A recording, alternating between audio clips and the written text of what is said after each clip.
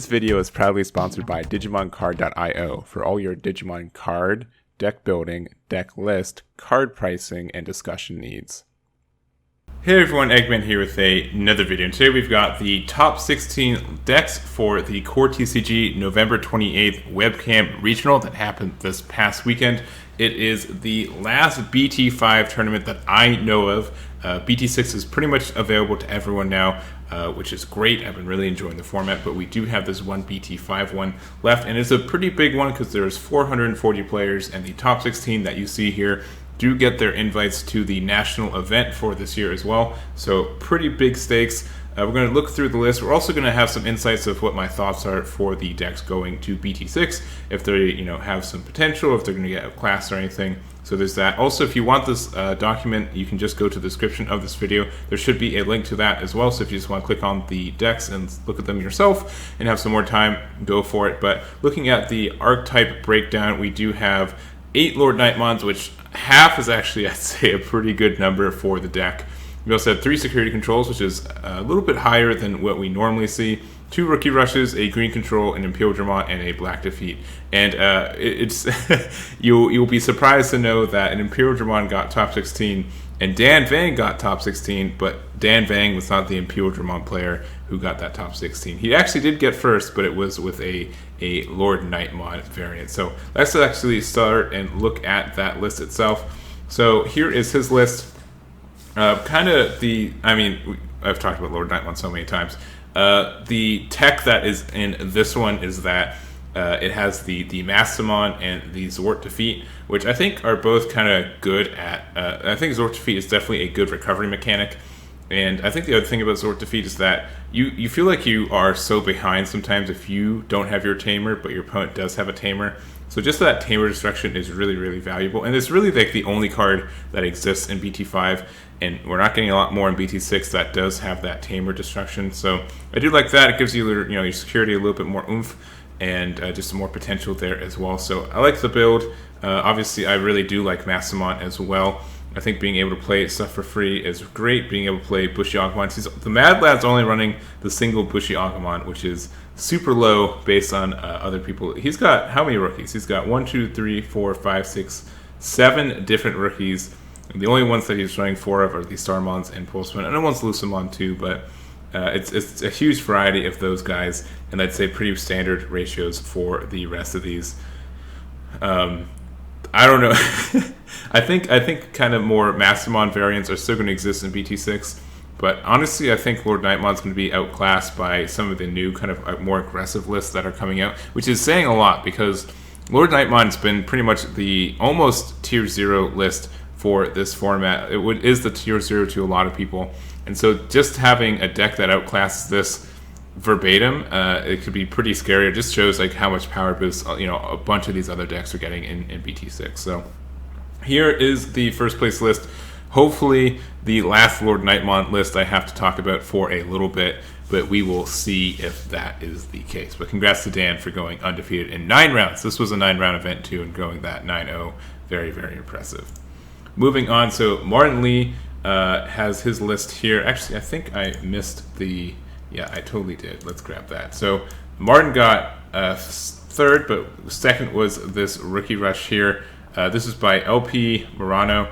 I would say this is pretty standard as well. I think the big thing that I noticed for this is that TKs are kind of falling out of favor based on the last couple of tournaments I've seen, but this one is branded to TK. And the other weird thing is that normally people who run TK, I think they want to play the Bushy Agumon just because TK with Blinding Ray and Bushy is just a free swing, and I think that means a lot, but it does not look like it's adding. He is running the 1 Terriermon, which I thought was a cute little add there, but then everything else I'd say are pretty standard for the rookie lineout.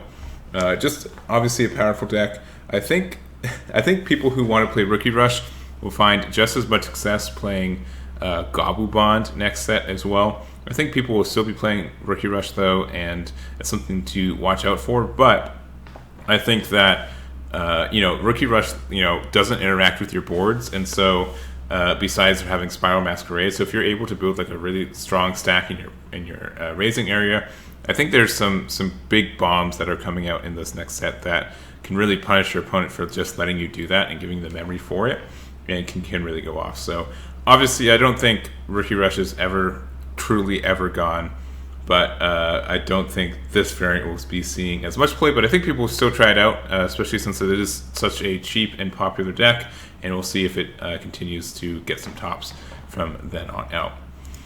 Actually, moving to Martin's green control OTK. I don't know. I've always it's such a fine line. I think this is more control. It does have the Grand Kuwagamon, but it does not have it as the big bad chain, I think. But it is just honestly I'd say a mismatch of both decks in the middle. Obviously playing the Weedmons are super good from this previous set. Having the Nidhogg playing 2 Rafizli Mons. I've really grown to like this card. When I first saw it, I thought it was pretty bad, but just the idea to Digivolve for 1, I think is very good, and its Digiburst effects actually are pretty impactful. So I'm happy to see it gameplay, and I'm happy I was wrong about this card. And any card that I was wrong about in the way that it will see more play than I thought, I think is normally a pretty good call. Everything else pretty standard. Obviously, being able to go through the OTK if you need to is very powerful. The Chaosmon, good too. Hidden Potential Discovered is a good card. Argomon's a good card, but I'd say everything else is pretty. 2 Woodsmons. I think it's this is obviously a little bit more defensive because of the Cherrymons, the Woodsmons on top of the Kabuterimon, but I do like the build. So congrats to Martin there. He was on stream a lot as well. And a very, very patient player. He plays like a control player, so that's why I think it deserves to be a control tag for it, even though it does have this OTK potential for it as well. Moving right along, here is Mason Shoemaker's copy of Imperial Dramon, and I could be wrong, and I could be corrected in the comments. This is looking a lot like what Dan Vang was running towards the end of BT5 before he made his switch to Lord Nightmon.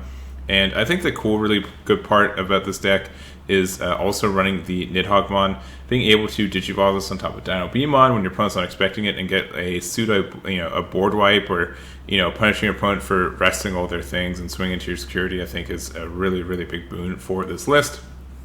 And just running pretty much you have some cards in your security. Kakaya's Breath in security, Hammer Spark, your Davis is such a good card. Omnimont as well to get the extra boost and extra swing if you need it. Pretty standard, all things considered, but a very scary list. You do have to be a good pilot for sure, but I do commend this list. And I could be wrong, but I'm pretty sure it's almost card for card what I remember from Dan Vang's list. But I could be wrong, and I can be corrected if that is the case. Anyways, going to security control, we did have 3 of these finish for the event. We're going to look at 2 of them, though. 2 of the lists were exactly the same, but this is Chandra's. He placed a little bit higher, and he played, I'd say, the late BT6. A lot of people were playing, the Sora Joe is such a weird ad, and immediately when you look at it, it's just why are you playing this card? You don't have any blue option cards you need. You don't have any source destruction by itself, so why is this card here? But just the fact that, one, it's pretty easy for this card to resolve by itself. Your opponent's going to be playing, especially something against Rookie Rush or something. If they just play a bunch of rookies, you're going to get that 2 extra memory no matter what, since they're not digivolving on top of it very often. And there are just a lot of cards that have good Digivolution sources that you can just swing with one of your cards. You get to tap this card and then get rid of the sources. It affects them, especially if you're playing something like Green, where they need their Digivolution sources to do their Digiburst. By using this card, you can do a lot of damage. So I like this ad. I think it's a really good one.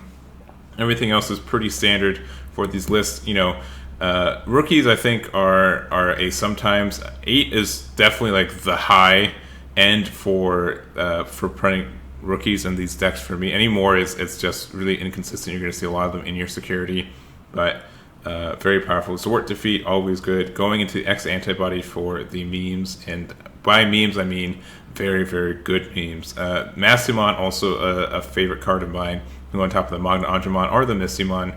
I saw some builds too that I don't know how they didn't get top 16, but I thought they were really cool, where they pretty much went into Lord Nightmon, and then just was Lord Nightmon's super good, let's make a security and control version of Lord Nightmon. And it's super funny how it's just like, why not? And I think based on what I saw for the tournament, it was super good. So here's this list. We also do have this list that George Machado and Eric Nguyen played. I believe they're copy for copy for the same list. This is definitely more, I'd say, like the standard kind of just like yellow chain, where you go up into your big yellow cards. You have Mongdramon, you have the Chaosmon Valorarm. This is more like Mega Zoo, almost like Ultimate Zoo in a lot of ways, but I'd say it's obviously pretty powerful for what it does. And I think black is going to be a way better card for the security control decks, especially with the Izzy and Joe. That is such a good black tamer for the deck. We have the Reinforced Memory Boost coming out, which is just an obnoxious card for what you're doing. And I think security control is going to get a huge boost in BT6. There's just a lot of cards for you to take advantage, and I think it's going to be good. So obviously security control is probably tier 2 now, but I think it's going to get a huge bump and a lot more ways to play it. And really the cool thing to me is that security control is, since it's more of an unofficial archetype, everyone kind of builds theirs pretty uniquely. Obviously not George and Eric, but I think everyone can have their kind of own flavors, their favorite cards and everything. And I think that's really cool for the list. Lastly, we do have the Black Defeat. This has always, I think, been like a tier 2 list for the format as well. It does always have the power. If you run good, you run really, really hot. And there's just Zort Defeat is such a good card, and you see like in half these lists we have Zort Defeat in the Lord Nightmon list, in the security control list, and now this one too. It can just win you the game if it's in your security. It's that powerful sometimes, especially if you go into the X antibody. Metal Garurumon is very good at what it does too, and being able to either pop a card or do some damage and go into your Zort Defeat.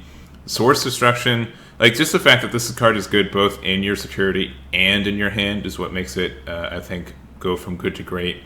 And pretty much the reason why this is like I think it's like if not one of the most expensive secret raiders still in the game right now. But X Antibody doing well to just being able to be very defensive and give you some good matchups against Rookie Rush, hopefully, and then kind of go into your big boys. Seeing the Sunzerumon is pretty interesting for this build too. So you have to have a black Digimon with plus 13k DP or more for it to get piercing, and then inheritable, it gets security attack +1 if it does have the 13k or more. So if you have like a Gagamon underneath your Aandroidd, or you do the Digiburst and then Digivolve here and it's still your turn, you can get that boost. I think also with the Kapurimon, your turn, if you have Reboot, which this does have Reboot, or you can give Reboot with Toriyamon. It's pretty easy to get to that 13k, so you can get some additional power from there. Obviously, neither of these two cards can get that because they're not black, they are white Digimon. But I think it has some power there too. So that is it. Those are the top 16 lists that we're going over today. Once again, if you guys want this document, it is in the description below to look at the decks that we did not cover today. Once again, shout out to CoreTCG for running this event, for giving me these lists to give to you guys, and also letting me commentate the event. I am, and pretty much most of their BT5, if not all their BT5 events over these last couple months. It's been a lot of fun, and I can't wait for BT6. We should be getting some tournaments in the next month or two of that, and that should be very exciting. So hope you guys enjoyed this video. I hope this was something, even though we're shifting formats, and that will be it for me. So thank you guys so much for watching, and we'll catch you all next time. Damn it.